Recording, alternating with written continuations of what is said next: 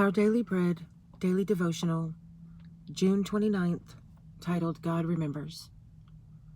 A Chinese festival called Qing Ming is a time to express grief for lost relatives. Customs include grooming gravesites and taking walks with loved ones in the countryside. Legend has it that it began when a youth's rude and foolish behavior resulted in the death of his mother. So he decided that henceforth he would visit her grave every year to remember what she had done for him. Sadly, it was only after her death that he remembered her. How differently God deals with us. In Genesis, we read how the flood destroyed the world. Only those who were with Noah in the ark remained alive. But God remembered them and sent a wind to dry the waters so that they could leave the ark. God also remembered Hannah when she prayed for a son in 1 Samuel 1:19, and he gave her a child, Samuel. Jesus remembered the dying thief who said, "Lord, remember me when you come into your kingdom." And Jesus replied, "Today you will be with me in paradise." God remembers us wherever we are. Our concerns are his concerns. Our pain is his pain.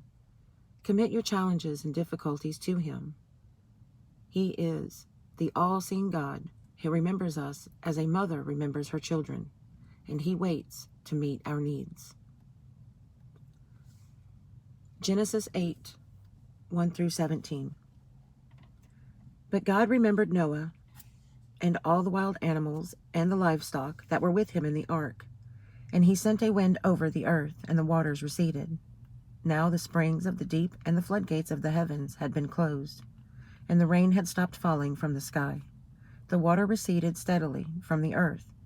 At the end of the 150 days, the water had gone down, and on the 17th day of the 7th month, the ark came to rest on the mountains of Ararat. The waters continued to recede until the 10th month, and on the first day of the 10th month, the tops of the mountains became visible.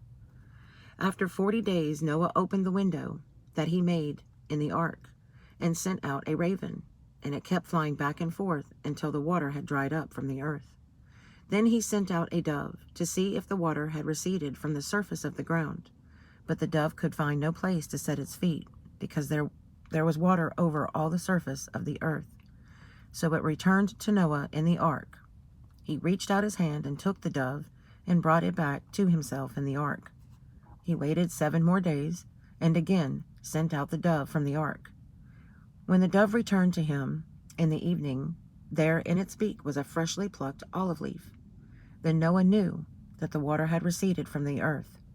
He waited 7 more days and sent the dove out again, but this time he did not return to him.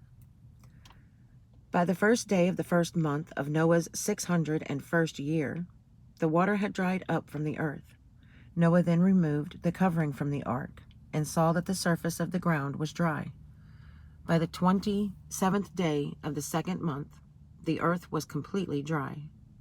Then God said to Noah, "Come out of the ark, you and your wife and your sons and their wives, and bring out every kind of living creature that is with you, the birds, the animals, and all the creatures that move along the ground, so they can multiply on the earth and be fruitful and increase in number upon it."